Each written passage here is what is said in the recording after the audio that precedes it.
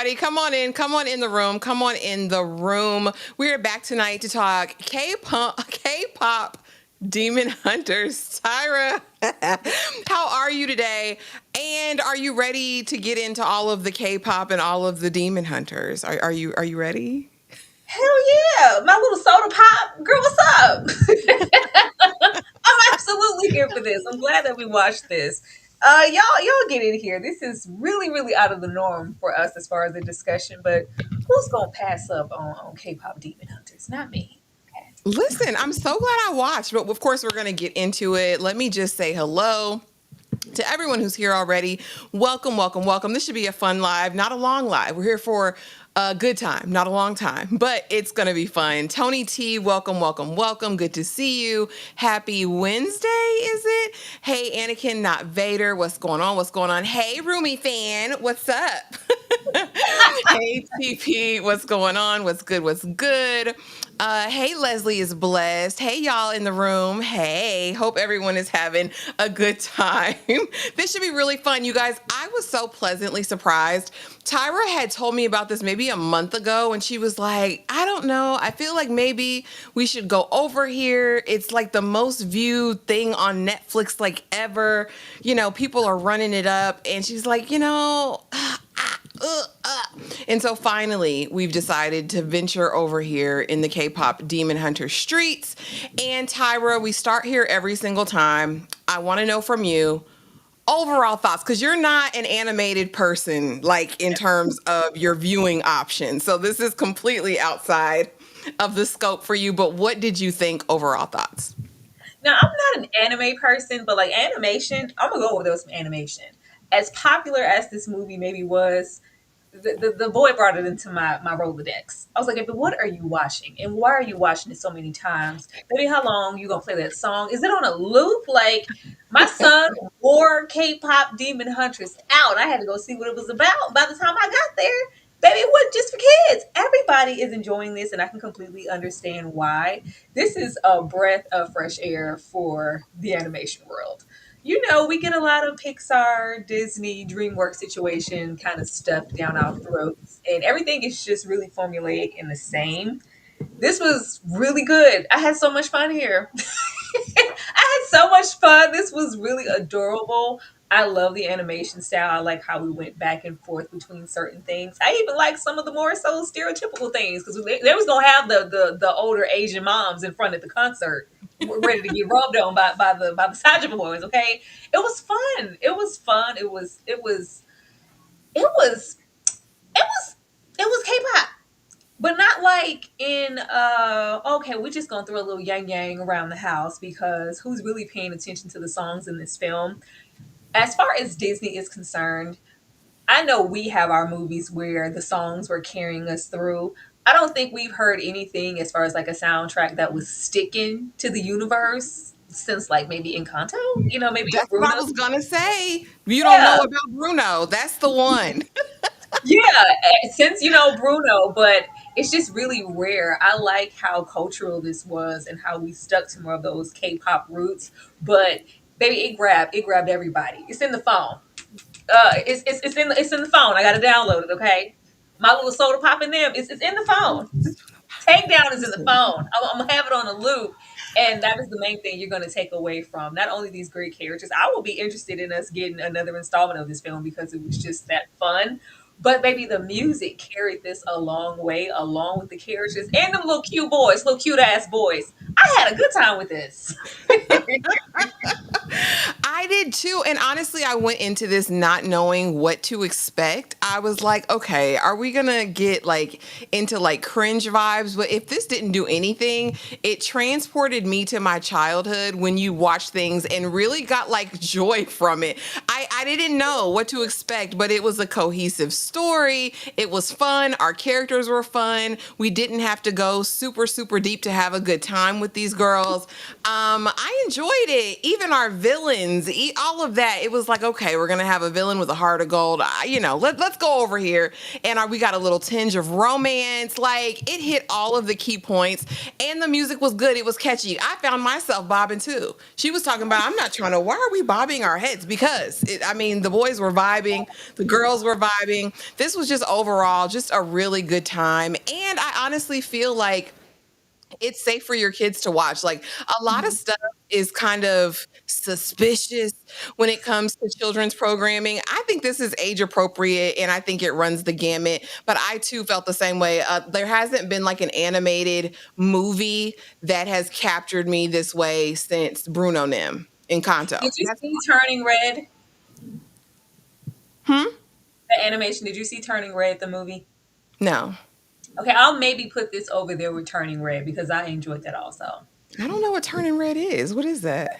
Oh, you gotta check it out. You gotta check it out. It's a good time. If you like this, I think you'll enjoy Turning Red. But Okay. And so of wait, course we before have you move, like, what was your favorite song like from the film? Like, what was your favorite? I liked Golden and I liked Soda Pop. I can't. Them boys came out there and they was doing their big one. And then when the big can came up, I was here for it. And like I said, even our girls had to bob a little bit. Like, oh, okay, this is. I also can't lie.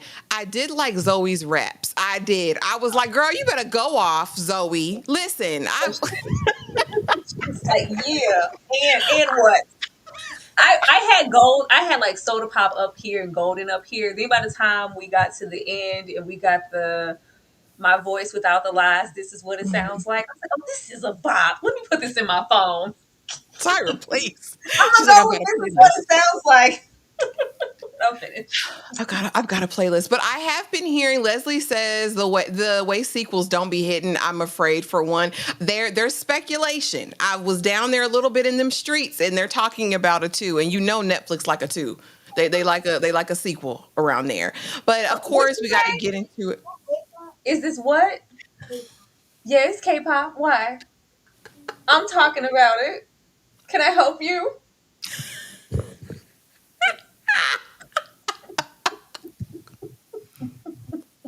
Girl, what do you say? He said, he say, is that K-pop? I know you ain't watching my yet. I am. I'm allowed to watch it. It's not just for you. Go ahead, Ashley, before we were really But I interrupted. had to know, of course, who did this and what was the motivation. And we have Chris Applehands here and Maggie Kang, who this is really her baby. This is her dream child. She actually worked for, I believe, DreamWorks. She worked in animation prior to this. And I think this is her initial or freshman, venture out there. But an animated musical fantasy from Sony Pictures Animation in partnership with Netflix, produced by Maggie Kang and Chris, script by creative team, including Kang herself. And she says she's pulled from a blend from K-pop, from demonology, dazzling visuals influenced by concert lighting and anime, and also their mythology and her lore is what she felt like she wanted to incorporate in that. And overall, I honestly think she did a great, great job. I'm really excited to see more from her. Maybe not even in this same lane, still in animation, but I'm curious to see what she's got up her sleeve. You know, I love a new and fresh creative. Tyra, do you know anything about these people? Had you heard of these people before? Not. I would love to get more from them, though. Like I said, I feel like the animation films that have been touching us the most is when we can tie a cultural reference to it. And that's whether it's Moana or Turning Red or hell, Coco. They have been hitting. They have been hitting so much, and I do like the myth and the lore that they tied to it because you get a little bit of that in Turning Red too. It feels really personal. It also introduces us to their cultural references that we may not be aware of. I'm cooking now because baby, I'm in these animation streets, but it felt like something personal and throwback enough for an older generation, but also something with enough nuance to touch bases with the younger crowd, like that 6, 7 year old to go, oh, I'm vibing with this. It was something here for everybody. It wasn't completely dumbed down, which I appreciate. Absolutely. Absolutely. And I saw a ton of grown men reviewing this movie on TikTok. And the way they love this movie down, the way they're dancing, the way they're dressing up, the way they're doing all of the things, I think it just hits. I think a good story always resonates, period. But listen, I'm in awe. But before we get off down deep into it, I don't know if you in this K-pop life, Tyra. I'm not. I'm new. I'm not an aficionado yet. But if you had to choose between BTS or Blackpink, Which one are you going with? And everybody in the chat, I need your vote as well, especially if you're K-pop stans. I just found two bands, a girl one and a boy one, because, parallels. And I need to know. I need to know. Which Well, one is it for you? I'm not a Blackpink girl. I'm more of a New Jeans girl myself. But they cute though. I like New Jeans. But these little boys be cute over there. They be real smooth like butter. I'm gonna go over there with BTS. I'm gonna go over there. No disrespect to Blackpink and them. I'm just gonna go with BTS because it's the boys. And they be as far as like their videos, I don't know if you guys have ever like witnessed it and watched because I'm a video person. I love a good old school like throwback. You know when they used to put real strong effort into their music videos. BTS does that. I'm going with BTS. She said, I'm going over there. I'm going over there with them. And for me, I guess I've just heard more from BTS. Like over the years, I know they're kind of one of the most established in the K-pop arena. And I know the girls swoon. The girls swoon. They fall out. They stay up all night. The grown adults here in America are online, dressed up, waiting for these boys to come out and do something, to slide across the stage, one to rap, one to sing, one to do all the things. So I'm going to go over there for that reason. But let's get into it. And again, the premise and the plot, we have the group HUNTR X. It's a girl group starring Rumi, Mira, and Zoe. They lead double lives as global K-pop idols and also demon hunters on the side. It's their mission, but this was all formed around, I believe, Rumi. She's the one with the purpose and the secret. Then we have the Saja boys, who are actually the demons themselves, who basically said to their master, listen, we can get the souls. We can get the souls if you let us make this boy band. We can do it because I don't want to have these memories anymore, right? Because our lead guy over here, Junie, I believe, has issues. But they protect humanity by maintaining the Han Moon, a mystical frontier powered through music. When it glows gold, their mission is complete, but one of them has a secret, Tyra. As far as a premise and a plot, what do you think of it? Was it a solid foundation to build upon? And did it kind of have you intrigued of like, okay, what can we expect?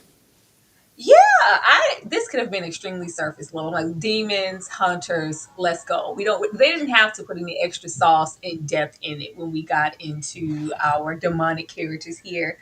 Our little cute guys. I like the little one with his little midriff abs out because the abs was it's like, oh my god. But I think it had a lot of depth. It had a couple of little twists and turns, and you don't expect too much from animation. It's just very straightforward. And it's like, oh, we're gonna defeat. We know that we're gonna triumph in the end, but we got a little lost on the back end. I was like, but I wanted y'all to be together. But I want y'all to make it. So the fact that we went that far to go through different emotions and kind of have manipulation going on, I think it was like perfect. It wasn't too mature to where a certain audience would check out, and it wasn't too surface level to where we would feel like it wasn't anything here for us. Because the girls had me instantly. I don't know about no Huntrix, but I know who Totally Spies are. They were giving me Totally Spies, and I was living my childhood life. She said it was giving everything. I don't know what that is. I have no clue. If anybody in the chat was watching Totally Spies, this was giving Totally Spies. Girl, I don't know who the people are. I didn't know Totally Spies. But no, I think so too. I think that the premise was just enough. I think, like you said, they didn't really have to go into the depth that they did, but I really enjoyed the messaging and the themes that we saw throughout it. So I'm not mad at it at all. It was compelling. But okay, initially our big elephant in the room is the fact that Rumi is part demon, right? Rumi's secret and other people's shame, and how the marks had the marks to show it, living in secrecy and carrying other people's shame. I really liked Rumi. Like, I like this idea that, like, no, I want to be free. Like, I want to tell the truth. Like, I can trust them. They're my friends. And then you have this authority figure who's really just living in fear, right? Like, no, you can't tell them the truth because they won't know what to do with it. We're going to stay in secrecy just until I can figure out how to make this palatable and acceptable for the world, and what the impact of that looks like when you're living in someone else's shadow or carrying their shame. Tyra, what did you think of Rumi and her secret and this, like, really this mission, this concerted effort to kind of keep her bottled up? I love Rumi. I thought everything about Rumi was extremely relatable. Anybody at any given time, there has to be a complex with some type of internal battle or internal shame, and the way that she was carrying it and scared to divulge it because we still love me, if you know what and who I really am, especially how they tied it into their actual hunt tricks. Maybe we're hunters, we're demon hunters. We kill them. So what does that mean for me if we have so much hatred towards this thing? I thought it was nice. I thought it was really relatable, and anybody could watch this because that's what you want. You want a relatable main girl. It'd be real hard these days for some reason, but you want that relatable interest to where anybody can see themselves in Rumi. And then she was cute. Rumi was cute. I like the hairstyle, everything. I like that everybody was just really different here. And I know we'll get into the other girls, but she had enough personality to carry on her own. I like that they were still able to let her flourish, but also incorporate the other two girls because y'all know how the other girls in the group get left behind. Yeah, I liked it because we didn't really, and I think it just goes to show you don't necessarily always have to go deep for us to Yeah. get to know the other characters, and they do a great job in that. And hey, Rico, it's good to see you. Know you're in our thoughts and prayers, Rico. Hey, I just Rico. wanted to acknowledge you. And I like that we still get our traditional movie like Disney old school tropes because you're gonna either have one parent or none at all. You can't have no parents in the animation universe. A Mhm. lot of the time somebody has to be absentee, so I like that we do still have that common thread even though it's tired. She's like, it gives, it gives. And then we have Genu, and he needed to slide off for himself because Gino, listen, he big fine. We're not gonna play with the boys over here, okay? He's a demon with a heart now, and we really discover more about him. And I was kind of like, what we doing, Genu, when he didn't take the opportunity to take Rumi out when he could have, right? And so then later, oh, he's just a suave. This is his act. This is what it is. Let me feed her this line. Yeah, I made this deal, because I had to do whatever to feed my family. Come to find out, baby, you ain't feed your family. Your family was at the gates, and you was in the palace living your best life, Genu. And of course, the accuser of the brethren, the big devil, is like, listen, you want me to tell her your truth, and again, we find out more just really about the lore, how he can hear the voices, and the reason why he is plagued and overcome and possessed by these demons is because of this shame that he carries for making this deal and leaving his family out.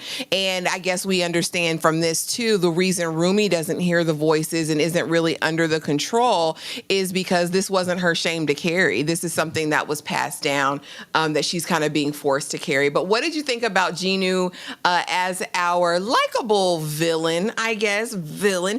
And what did you think about the choice at the end? I said, this is for kids, right? Cause dang, he just not gonna make it. Genu not gonna make it. Tyra, talk to me about Genu. Girl, what they say, preaching to the choir, preach on to the choir, Genu. That would be your idol, girl. So what's good? Shout out to Genu. Shout out to Genu in demon form. Tell myself what's up. Yeah, Genu on demon time, big fine. But I love this. I like that we took that extra step in. Even though I wanted them to have a go, because it's hard for a K-pop girl in this world, singing, touring, performing all day and night to try to find a love interest. Baby, we cooking a little bit. We ain't gonna even explore nothing. He just gonna die. But I like the messaging. I love that. Even though we made some trash decisions, because baby, why your family standing outside the gate, Gino, and why did you lie about it? Just a whole manipulator. But just that messaging of if you're that down on your luck, back against the wind, you're that. I'm in the mud. Like I don't know how I'm going to go on and provide, whether it's for myself or my family. And if you have the opportunity, which choice would you make? And you regretted it. But if you allow, those demons or those sad thoughts to sink in, maybe it's going to take over. And then mama and them are standing outside the high gates. Okay. That is bad. But just the messaging of that it wasn't something as stereotypical as, oh, we get the white picket fist ending and we're going to kiss and, oh, we're going to perform together. My little soda Yeah. pops and we're going to all be, it's like, no, it's No, not that no. kind of happy ending. I got my own ending in that way because you gave me back my soul. That was the most important thing to me. To be taken from me so long ago. Maybe Genu had lived life. How old was Genu? We had already been 400 there. something years old. He It was was. it was Edward Cullen. It was Edward Cullen. He had his time. He had his time, and that just wasn't his sole purpose. The purpose was for the soul. So the fact that it was just that That's all we needed. But I did, a little pinch of me did want them to walk off into the sunset together. Me too. We always want a happy ending, but I like that it wasn't traditional. And at the end of the day, although it wasn't our stereotypical happy ending, like you said, it was a happy ending for him, baby. His soul, he just wanted his soul back. Can I just get Before my they about to make me cry in this chat, they used to say, Genu gives me the courage. courage to love again? Listen, Please. you give me courage. Don't make me go watch it. Don't make me go No, watch it. Where's my no, paintbrush? no, please no. Let me get my paintbrush. I'm not about to do this. And then, like I said, we got a secret love affair throughout it. Rumi and Gino. I think Rumi felt bad. I think she felt bad for Gino. She was like, no, Gino, it's fine. No, I don't care that you left your mother and brother out there to starve. It's okay. That's not all that you are. Like, you see me, you accept me. Like it was very brief. The movie's not super long, but I did feel it. And I think that's what I look for in any love story. Do I feel it? And it's really bad when a cartoon is giving me more steam heat, Tiara, than most of these shows nowadays. Talk to me. What did you think about their chemistry? What did you think about the dynamic of these two together? They had me. I was chilling, but once we got to their duet, I was like, I'm sold. They got to walk off to somewhere together. They have to leave together. Did y'all hear the duet? Did you hear the crescendo in the background when they were free? They were finally free. We're definitely ending this movie off together. I thought the duet was beautiful. I liked the frenemies to, lovers type thing. It was fun. Like, you couldn't tell me that we weren't going to embark on some little Huntrix babies. It's cool. It's cool that wasn't that. I think this was teased too heavily, though. We have to have something in the tub. There has to be an installment where Gino comes back. It has to. Why would they lay this type of romance down? And it was very steam heat. Mind you, I don't even think they shared like a strong embrace or a kiss. It was it's secret lovers. That's what we are, trying so hard to define what we both need. They were denying it. We have to have a second one where they get to fully explore this in some ways. We do. We do. They can't do that. We didn't, because I'm thinking, I'm like, we didn't even get like a goodbye smooch or nothing. He was just gone. He just descended. I mean, we got his soul, which is great. We like that. But our it was just too thick. It was just too thick and too like aspirational of, oh, you two can have this again, because he missed out on some things that both of them are so tortured and have so much in common. We get to be happy, right? What's going on there? What's the problem? What's the problem? With his bangs and all. So again, with the themes, the impacts of secrets and shame, living in the truth, power of art and fandom, and unity and empowerment. T is missing. Don't come here, the grammar police or spelling police.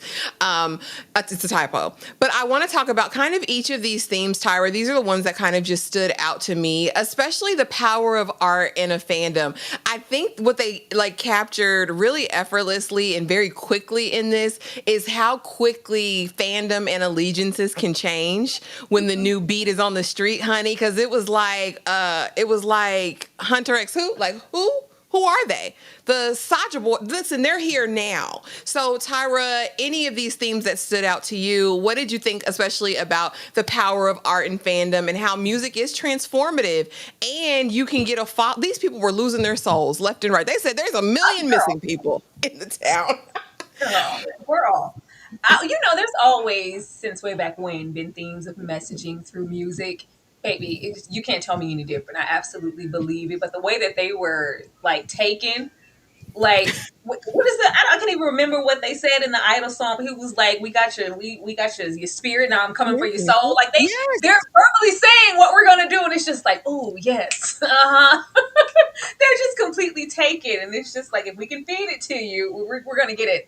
The whole fandom, and just the whole, even though we know that Rumi is hiding and covering something, but it's very much, you're only as good as your latest single. You're only as Mhm. good as your latest amount of engagement. It's always a waiting game. Who's there at the top? Who's getting awarded the most? You have to be on 24/7. Maybe when they was like, oh my God, we get to just sit on the couch because we're just going to go sit on the couch. It's like, okay, yeah, did you enjoy your break? And we Yeah, know that 2 minutes. she kept trying to reach those mountains of golden so she could, get that secret shame away. But it was more so we're only as good as our latest song, which was just really, really fun. I like them in the expression through music because we got the demonics, we got that level and saw where they were trying to take them, and then you have something Mhm. come out that's more aspirational, and this is what I sound like without the lies, girl. I'm free. And it's just like, oh, Mhm. we're all free. Like, yes, it's messaging. If you listen to something that's garbage, you're gonna feel Yeah. garbage and vice versa.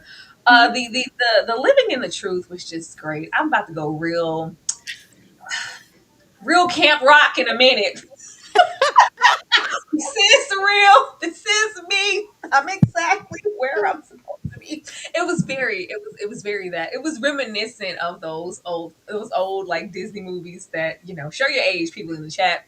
Um, but living in the truth in her letting that go because we saw how much it was literally eating her up and killing her. And I like that they had that Kendrick thing between her and Genu. It was something internally, the shame that they were carrying around that was eating him up. And once we lift that up, we're free. Great, Yeah. great, great, great moments. Maybe not the unity and the empowerment, the sisterhood at the end. Because heifers, how y'all gonna leave me? You know what? Y'all thought the manager, okay? Y'all thought the manager was captured. I'm gonna let you make it, but y'all left me up there on that stage a bit too long for the demonic entities to get off on me. But the sisterhood, going back and forth. And even though we had I can't remember her name, but the one with the long red hair, even though it could be seen as like, oh, she even said like she's the grouchy, more aggressive one. But I'm Mhm. noticing changes in you because I'm that close to you. Girl, what are you hiding? Girl, tell me what's going on. It was very, Mhm. girl, I can tell you've been crying and pretending that he's fake when he loves you. It Baby was girl, very come sit down. it was like, girl, I know something's going on. So I do like the common thread of friendship. And even in the beginning, even though she was told to do otherwise, she really thought that she could entrust them with her secret. And the actual conflict was, girl, you probably should have told us sooner than it being sprung on us like this. Because now Yeah. we might have to stab you, and we're not ready for that. Listen, that damn auntie got her keeping secrets. I was just gonna let you stay, until I could figure it out. Until I could figure it out. And so now I want to know, which one are you, Tyra? And in the chat, be sure to drop it. Which character did you identify with most? Rumi, our heroine, Mira, oh girl with an attitude, and Zoe, kind of like the free spirit, like, she was gonna rap down. Tyra, Rumi, Mira, or Zoe? Which one is you? Which vibes did you catch? I'm probably mirror because we standing on business. I said we hate them. I'm Good. probably What are we mirror. waiting on? We all agreed that we killing all demons. It's on site, girl. What are we doing? Like all like intuitive, intruding, girl. What's going on up in here? What are you doing in here? Writing songs, changing lyrics. What's happening, friend? That's me. I'm mirrored. I'm gonna have an attitude about it. I don't care about your little abs. You look good, but I will kill you if necessary. Definitely, definitely mirror. I'm not a Ruby or a Zoe. I think I lie in the margins over here, but I would hope I'm more like Zoe. Zoe is that fun loving, like, I'm going to accept you no matter what. Like, no, they're demons, but they're not hurting anyone right now. Like, they're not This is hurting actually anyone right dazzling. now. Magician, And I right? really, I admire Rumi's courage because, I mean, we don't talk about it a lot, or didn't talk about it a lot, but just like the way that she was ready to lay it out all out on the line for her friends. Like, no, I want them to know my truth, auntie. Like, I don't want to live like this. And what can I do to get free of it? Like, I'm sick of looking at these scars or these marks on me. What can I do to be different? But I stand Zoe down bad. I think she was so Always fun said like, and so ooh, adorable. like, oh, girl, he's so cute. Let me do my little shimmy and Listen, girl, I ain't even dancing. I don't even like their music. they were cute. Okay, you guys say Zoe. Rumi fan says Rumi, of course. Okay. And then finally, Tyra, get in here to this last side. What made this special? Again, in a world of darkness, they made it pop and gold. K-Pop Demon Hunters isn't just a movie, it's a mood, a movement, and an anthem for the future. Netflix's most watched film ever. Over 236 million views, Tyra. What made this special? What made this stand out? And what made it like record breaking? What do you think? It grabbed everybody. First of all, the marketing, the music is very important. You can tell that they were attentive. Your film can be just as cute as they want it to be. As much, there are, a certain sector of people who watch animation for just strictly animation, and they're going to engulf on, oh my god, did you see that shift, the two to, like, yeah, the detail of it all. Like, baby, I don't know, like it was cute. And then there are people who are coming just to oh, okay, what is this story giving, what's going to make it any different from all the other animations that I've seen. And then there are like that larger space of people who are coming for music. If you can tap into music and the tickety tockety streets, baby, you're sold. You Yeah. are sold. In this age of social media, they showed you in the movie.